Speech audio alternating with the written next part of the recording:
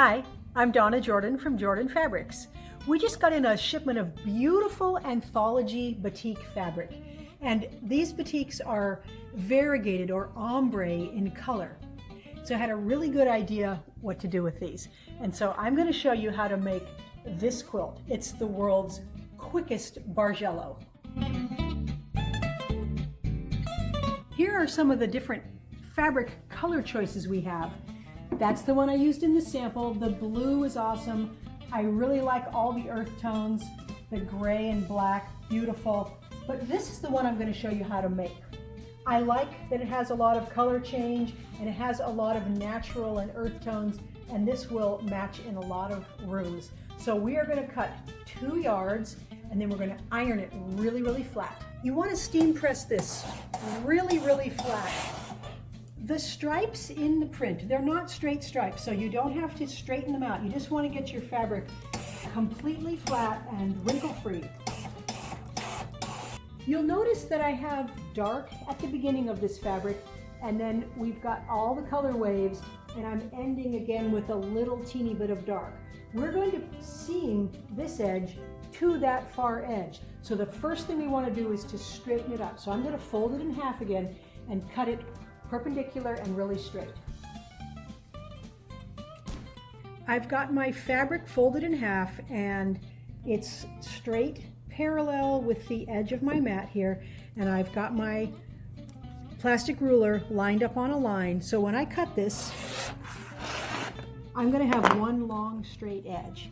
And now I'm going to go to the far edge and do the same thing. And it doesn't have to be an exact measurement.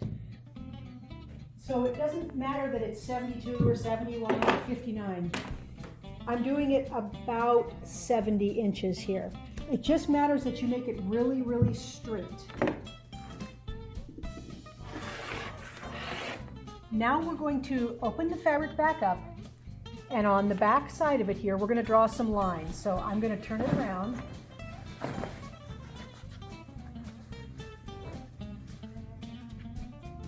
And I'm going to use my big ruler. This is a 2-inch ruler. So I am going to start 2 inches from the cut edge here, and I'm going to draw a line. And I'm using a chalk pencil here. And it goes really, really fast. Then I'm going to move this up and draw another line 2 inches away. And that's how wide my yardstick is. So it makes it go really fast. So I'm going to draw 5 lines. Here's the lines. They're faint, and that's okay. We don't have to see them for very long. We just need to know where those are. The next step is to take this edge that we cut, not the selvage edge, the cut edge, and we're going to sew this to the very far edge, right sides together. So our lines are still going to be on the reverse side there. And I'm going to use a 1/4 inch seam, and I'm going to sew this, and it'll become a big, big tube. So you can pin this far edge if you like, and maybe a pin in the middle.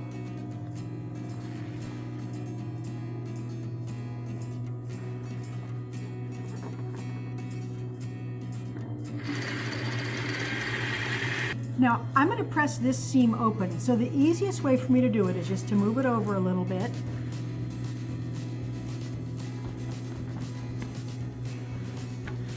And now I can pull it open. And I'm just going to, I can get my fingernails in there. You could press it to one side, but I find it, in this case, easier just to open it because I'm doing this from the back side, and I can feel if it's open. And then we can iron it afterwards if we want, but you don't really have to. Now our piece of fabric is sewn into a great big tube. These are the selvage edges. Here's the seam we did. And now we're going to make cuts like this. And it's a little too long right now to fit on my cutting board, so I'm just going to fold it in half.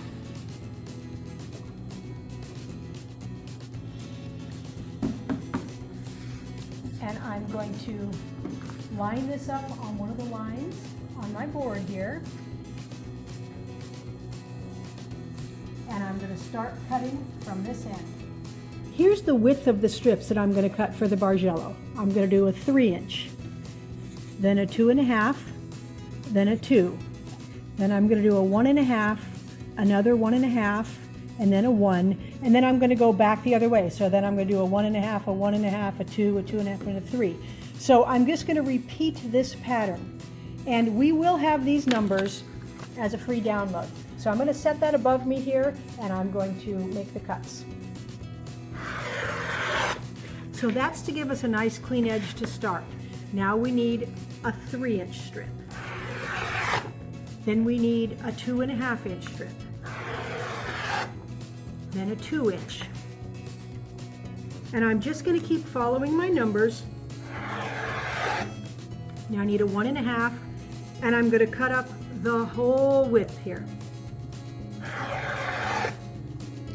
Here are all of our strips. Each one is a tube. And for the first row, we just need to take this stitching out. So I'm just going to snip through this stitching, and then we're going to have the first row of our quilt. So that stitching is pulled out. So we're just going to open this up. And I think we will open it up so we can see our lines here. Now the next row, here's where our lines are, and that's the first line. So I'm going to cut right there along that line with my scissors. And then I'm going to open this up, and it's going to go right next to this row. The third row, we're going to find the second line, which is right here. So we're moving down one line each time. So each row of the quilt,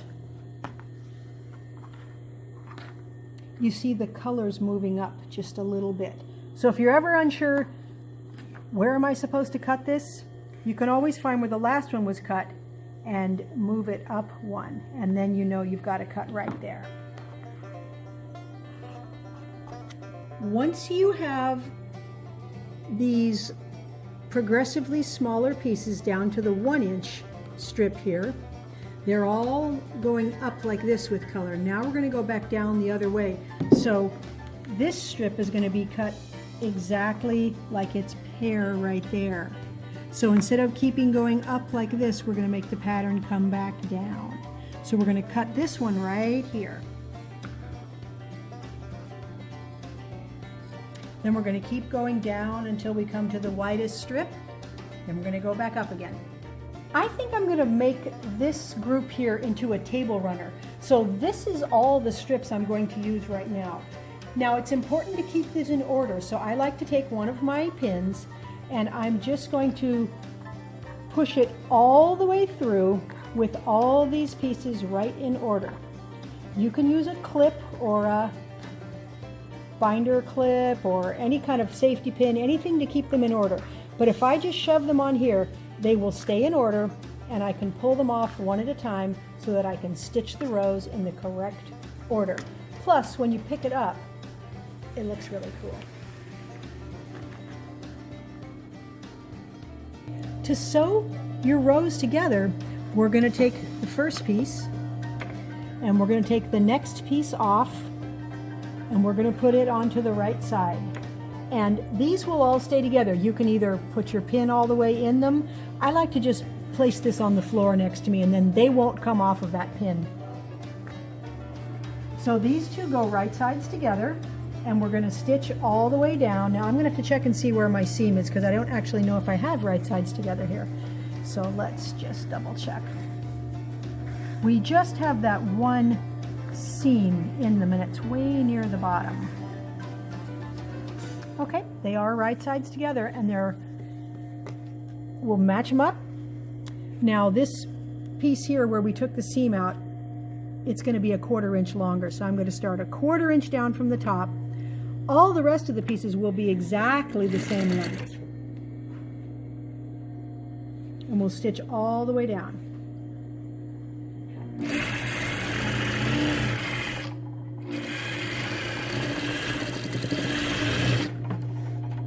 Now I do like to finger press this. I'm going to finger press all the seams to the right. And These strips are all cut on the lengthwise grain, so they don't really stretch. It's really easy to get them ironed. And there's no seams in here like there would be in a traditional Bargello, so it is really, really fast to sew these together. Once you've got them cut, you can just zoom through stitching the top. So we're going to grab the next row and we're going to put it on this side. Now this piece fits on the right, and you're just going to keep picking up rows and sewing them on the right side till the whole quilt or table runner is all the way done. Here's how the finished runner turned out. It went really, really fast. I put it on the quilting machine. I did a pattern called Calm Waters because it has a watery look like these batiks have. And it is about 70 inches long and about 17 wide, so it's a nice big size for a larger table. Now it looks like a Bargello.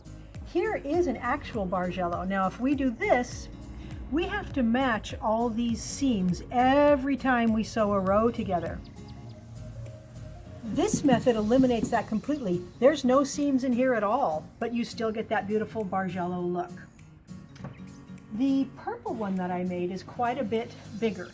So this is made with one width of the fabric.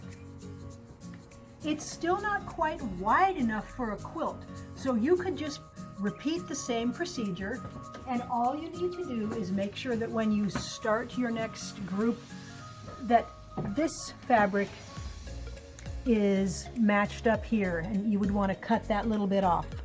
So we wouldn't want to start this down here because then it wouldn't match. So just make your cut. When you start this one, make your next cut at exactly the same spot so you know that you can keep going, cut more strips, and just carry on with the pattern.